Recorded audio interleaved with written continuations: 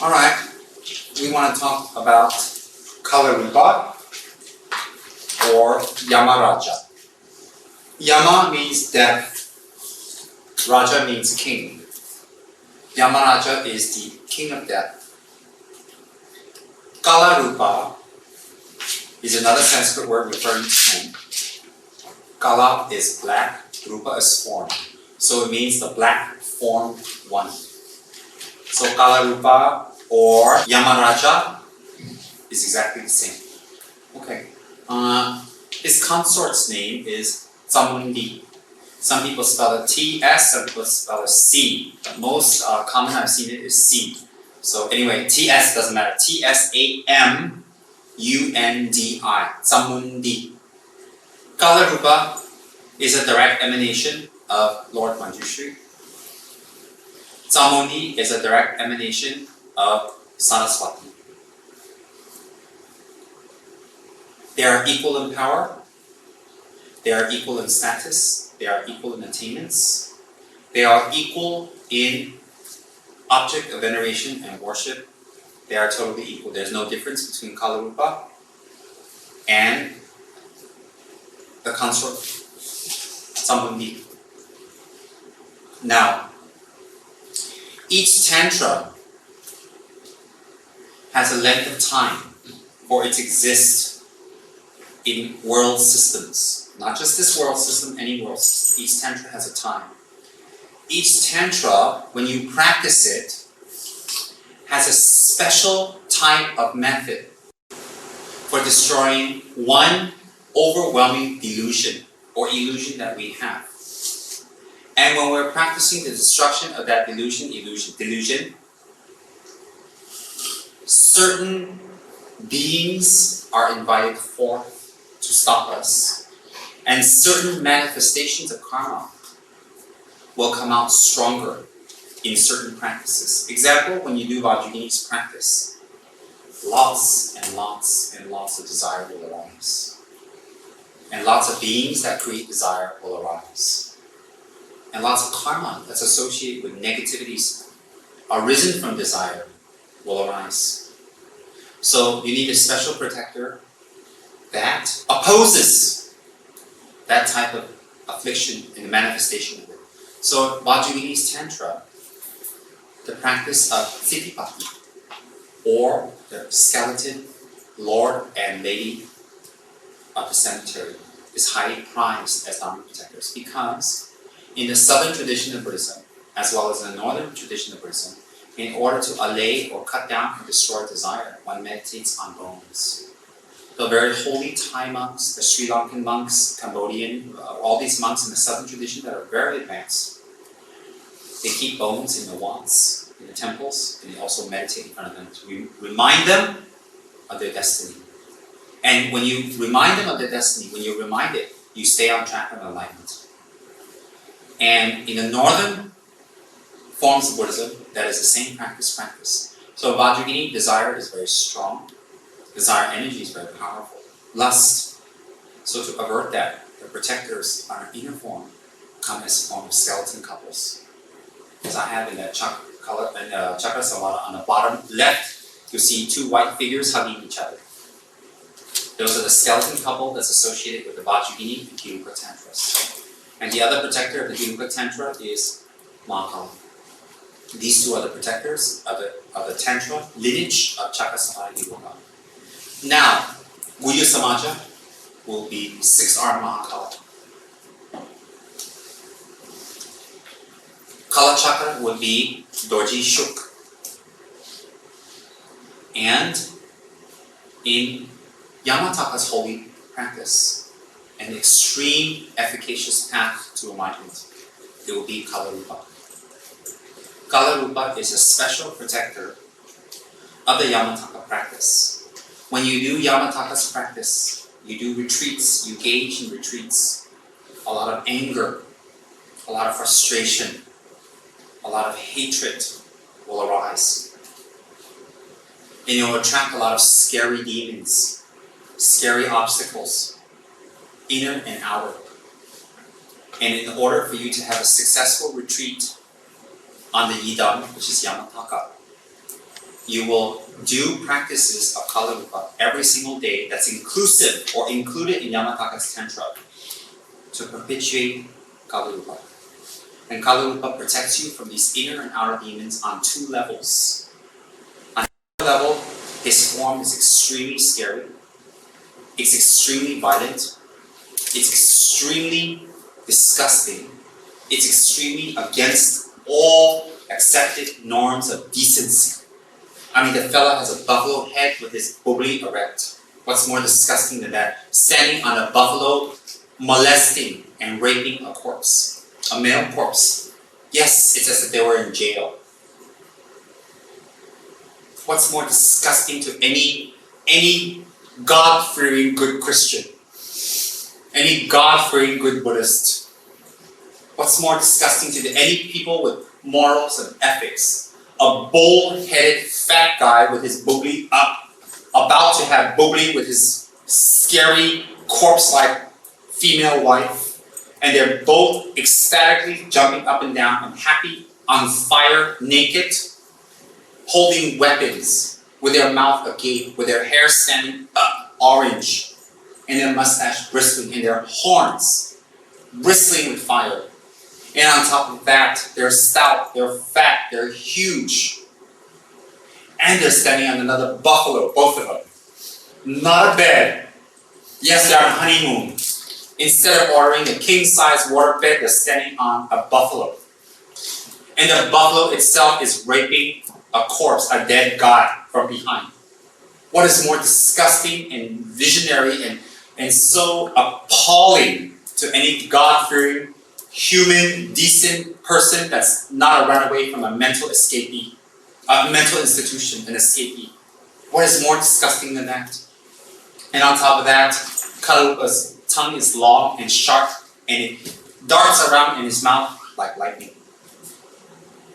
And on top of that, to make it even worse, it's sex, it's violence. On top of that, he's wearing 5 human skulls that's got eyes gaping at you. Bring that home and tell people, it's a Buddha! I'm praying for world peace! They're like, yeah, right. And then get them out to the KKK. Imagine you move to Tennessee with your Kalarupa statue. You move to Memphis, Tennessee, and then the KKK are standing out there, and you say, no, I'm not praying to a golden bull. I'm a Buddhist, and I want world peace. And next thing you know, you've got crosses burning on your lawn, and they want the yellow girl out. What's more disgusting than Kalarupa? How incredibly scary, violent, grotesque, bestiality. I mean, Tsamungi, his chick, is having sex with a buffalo. Isn't that bestiality? On top of another animal having sex with a human being. And they're both male. You're homosexual. Bestiality. Necrophilia. The worship of idols. They're on fire. They ain't wearing no underwear, both of them. How grotesque. And they're on fire and they're wearing a diadem of human skulls. And the guy's got 2 razor-sharp horns. Just think about all that. Think of the power of that visualization and the meaning behind Kalarupa. And Kalarupa is the direct, spiritual, protective force for all ugliness that arises from deep ignorance and anger. So all the actions we commit out of anger and ignorance, mostly ignorance, it all comes from ignorance. That is very deep. We hurt people, we're selfish, we're mean, we steal, we lie, we cheat, we manipulate, we're lazy. It all arises from ignorance. And all those actions lead to disappointment, sadness, unhappiness, anger, fighting, disharmony, mistrust, and all those adjectives that I just mentioned is worse than anything disgusting on this planet. Bestiality, idol worship, nakedness, organs being exposed, fire and brimstone, ugly ornaments, Oh, I forgot, he smears human ashes all over his body, by the way. Isn't that wonderful? He runs around smearing ashes all over himself with human bones that has been, burned. Isn't that great? Some of us use passion, Calvin Klein, CK, DKNY. This guy takes human bone ashes and smears it all over his body, and the bones that wasn't burned, he used that as ornaments. Talk about needing Prozac. Imagine Kalarupa sitting there on the psychiatric couch. What's your problem? I'm a little angry. Oh. Did you see the psychiatrist talking to Kalarupa? Oh God, get the whole chuck out Prozac for him. He needs help. Think about that. Now, everything that arises from our ignorance, anger, is really ugly. The face we show is extremely ugly. The actions we show are very ugly. The speech we talk is very ugly. And even if our speech is nice and flowery, the meaning behind it is ugly. Why is it ugly? Can we flip that little more quiet? Thank you very much, Juan's younger sister. God, if it's not the candy wrapper, it's gotta be Dame Edna's making tea for us. Now, that's going to get on the tape too. They're going to say, what is this? Alright. Everything ugly is represented by Lord Kalarupa. Why is it represented by him? Everything ugly that can exist on this planet, that can be ugly, that is done that is ugly, that is immoral and rude and horrible, is being depicted and shown to you by Kalarupa. And that is why he is the opponent of everything that is ugly. The practice of Kalarupa protects you from anger and ignorance. Why does he do that? Because when you practice Kalarupa, when you take him as your Dharma protector, all the negative actions you've done that arose from anger and hatred, okay? And its results will come onto you. So when the results come onto you, it's going to be really ugly, it's going to be scary, it's going to be really detrimental and harmful. So Kalarupa shows an extremely fierce and wrathful countenance to stop those immediate problems that will arise from you, and to show you where they arise from, your ignorance and your anger, and how ugly it is. So he simultaneously gives you a teaching, he stops the obstacle, and he's in the most ferocious form to show you what? Speed in his ability to stop the negative happenings around you. Speed. Why is it speed? Because it's considered anger is faster than peaceful ways. You go to a counter and you got somebody nasty up there and they won't pack up your gifts that you bought from Jai Jessica. The minute you scream, they move fast. Because everybody looks at you, the manager runs over and they don't want to see you. I've done that before. You know me, once in a while I'll scream because I'm bored. Well, I've screamed at some of these salespeople when they don't move fast or they're weird or they have an attitude problem. Well, it's supposed to work faster. Not if you do it every day. If you throw a bitch fit every day, it doesn't work. Once in a while you sprinkle some bitch fit on food and it works. It's fun. But you gotta do it out of compassion because you know what? If you don't, each time you throw a bitch fit, it's a confirmed seat to the 3 lower realms. So, Kalarupa is an opponent to anger, is an opponent to negativities that specifically rise from anger and hatred. His face is that of a buffalo. Buffaloes in ancient India were considered very fierce, stubborn, scary, and frightening animals. Frightening, especially when they're on the warpath and you have a whole bunch of them pack away chasing you. They are lethal. So a representative of that is the lethalness and the scariness of how we look and how we are when we're angry and we're full of hatred and the harm we do to others. It's representative like a buffalo's face in anger. His body is blue-black. Blue-black is representative of Yamataka or Manjushris.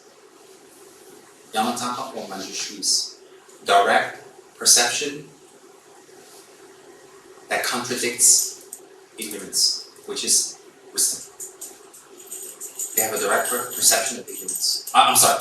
Direct perception of the cause of ignorance and the destruction and the result, emptiness. The smearing of the human ashes, human bone ashes on his body, is representative of no attachment to form, taste, color, of any attachment to the 5 aggregates. Any attachment to form, to taste, to sound, none. And that without practicing renunciation, that's what his bone diadems represent, his ornaments and the bone seared on his body. Without practicing renunciation, the first of the 3 principal paths, it is not possible to gain enlightenment, or gain wisdom, or gain any higher occult attainments, or powers, or siddhis. Impossible. So he violently reminds you that if you don't practice renunciation, you will suffer tremendously. Tremendously. Why? It is your own attachments that bring more sufferings and unsought, unwanted difficulties and problems. It's your own attachment. So it's become to the point where it's too much. He tells you in a very fierce and strong and direct way. You're creating your sufferings. You're creating your problems. It's you.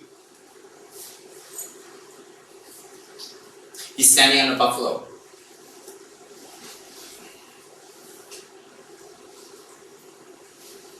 The buffalo is representative of hatred, ignorance. Again, the root cause. The root cause of all your problems. And that's why you need Kalarupa. The very reason you need Kalarupa is because of your ignorance, hatred, your stubbornness, your unwillingness to change, transform, and to think higher, which causes you to have a need for Kalarupa. Therefore, he stands on top of a mount because he has conquered it. In ancient Indian iconography, when you stand on top, you have conquered, overwhelmed, or you're able to overcome what you're stepping on and what it's symbolic of. And it's mutilating a corpse. I'm sorry, it's actually sexually mutilating a corpse. And along with great desire, and along with great hatred, along with great hatred and anger, the third cause for you to be in samsara is desire. And when you practice Yamataka's Tantra very well, you will overcome the third of the 3 causes for you to be in samsara, which is desire. And why does he rape a man? Why? Because that type of backdoor bullying is considered no-no in every culture. So when Kalarupa actually has his mount do that, what does it represent? Our conceptions and what we believe is good, what we believe is bad.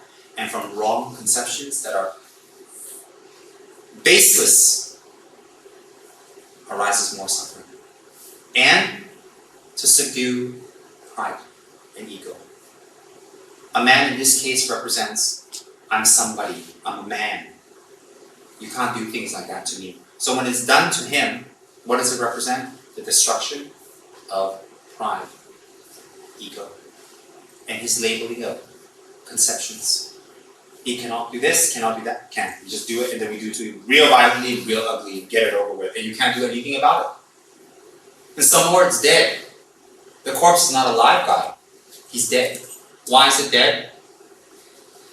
Because when the person dies, we honor them. We don't do nasty things to their corpse. Okay, some people do nasty things, but you usually don't. You don't do nasty things to their corpse. So when you do that, it's further humiliation of the person and who they are and what they stood for. So when you humiliate them, it's another tantric symbolism of destruction of labeling and conceptions. So it has many meanings, many deep meanings behind that. And then Kalarupa is on a sun disk, representative of heated compassion. He's going to get things done. And on the lotus is, he is operating out of compassion. Operandi modis is compassion. Irregardless of what you see, irregardless of how you manifest, irregardless of how violent and grotesque and disgusting it is totally out of compassion and is skillful. And those who engage in the Lamrim practices, and those who meditate on Lamrim, and those who take Lamrim as their heart path, would be extremely wise to practice Kalarupa, because Kalarupa grants attainments to those who wishes to practice Lamrim. Why, when you practice Lamrim, many obstacles arise.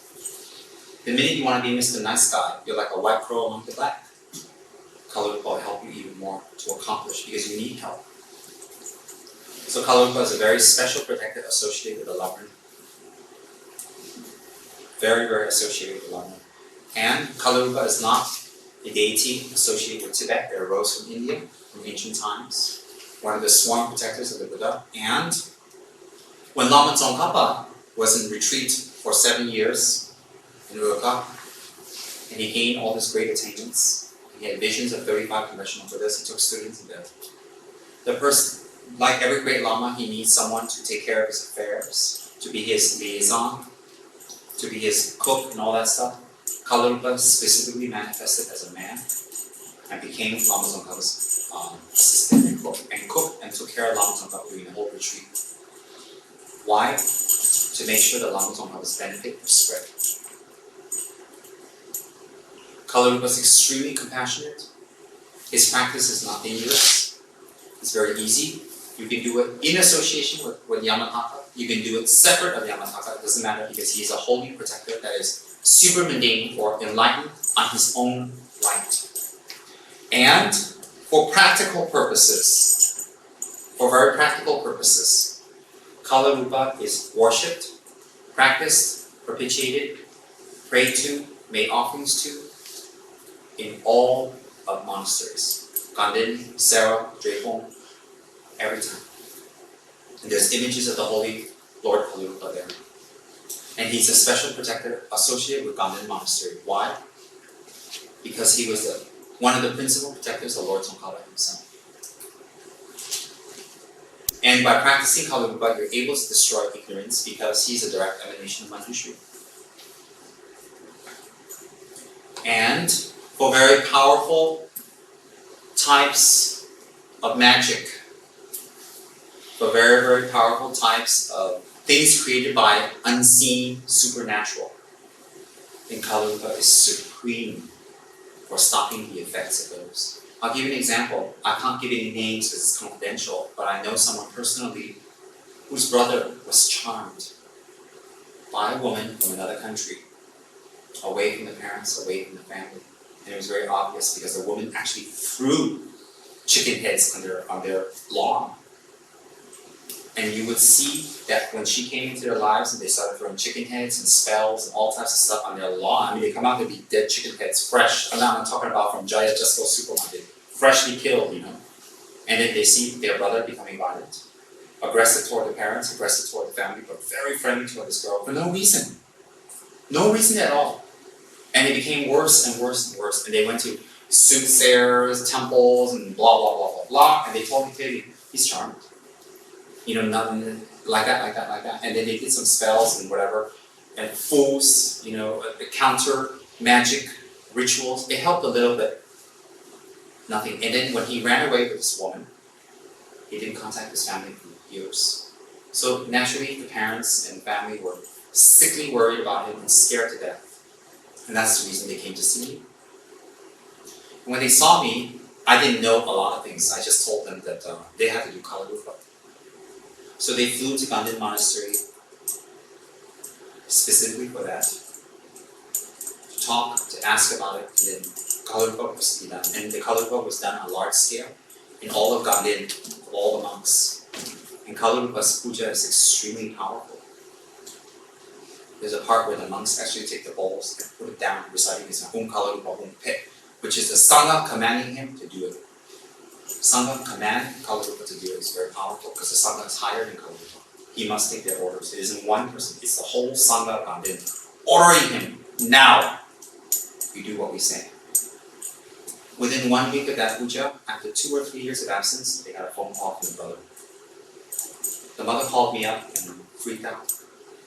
They got a phone call from the brother, and he just said, Mom, I'm alive. No, Mom, I'm alright. I'm okay. I married her, I'm with her, and maybe in the future, whatever. And they were so relieved to know he was alive. And that was the first time they heard from him after years of absence. And that's 1 week exactly after Kalarupa. So I know from personal experience, I've seen it, I was there. Kalarupa is very powerful, cutting off magic. Very, very powerful. Magic arises from hatred, arises from ignorance. Kalarupa is a direct opponent. So when we practice our vows, when we hold our vows well, Kalarupa is very kind to us. In certain sutras you recite, Leshe Nimpo, Chaya Leshe Nimpo, Golden Rosary by Lama Tsongkhapa. When you recite that, he is so happy and so pleased because when you recite that sutra is a meditation on achieving emptiness, gaining wisdom. He will fly around your house, it is said. It will fly around your residence and your place. Because he is, bless you, make things conducive, because he is so happy with the practice.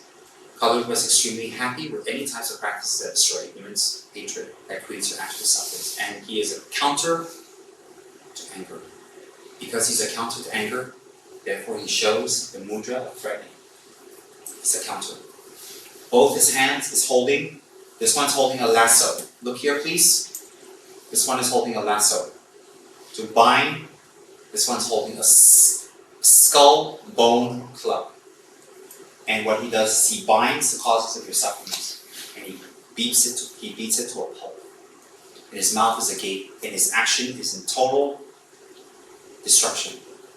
Total.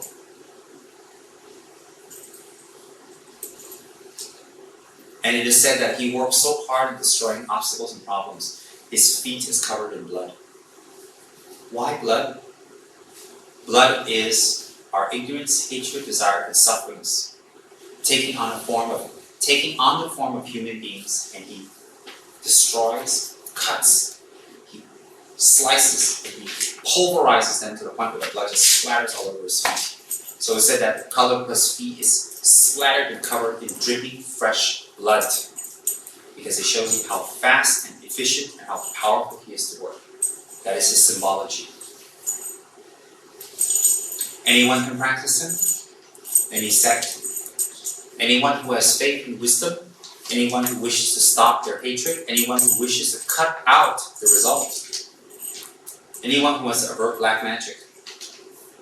For those who have tremendous faith and wisdom, Lord Manjushri, Kalarupa is it. He's incredibly, and his prayer is quite short, but extremely effective. And when you practice Yamataka sadhana, Kalarupa follows along naturally, because Kalarupa is a special deity who protects the Yamataka sadhana. So those who practice Yamataka, Dorji Jigje, you are very lucky. Kalarupa comes as a byproduct, and he's there. They say he's an emanation of Yamataka, but there's no difference. And at the end of Yamataka sadhana, every time it's included, you have to do a trauma to Kalarupa. Uma Kalarupa sari warahina sakaka kai kai kai. Uma Kalarupa sari warahina sakaka. Uma Kalarupa sari warahina sakaka. Uma Tsawangi sari warahina sakaka. You have to make offerings to consort, and then a normal offering and a praise after in every Yamataka sadhana, every time. It's very, very powerful. So Kalarupa is something definitely you can take refuge in. It's definitely in alignment with you. And it's practiced in all the monasteries, irrespective of lineage or whatever. But it's highly prized and highly treasured and practiced in the Gelupa tradition, because it is said in the Gelupa, the Lama is Manjushri, the Yidam is Manjushri, and the Dharma is Manjushri. That's a special quality of the Yellow Hat sect. They focus on Manjushri and study, practice, perfection of the mind to become a Buddha.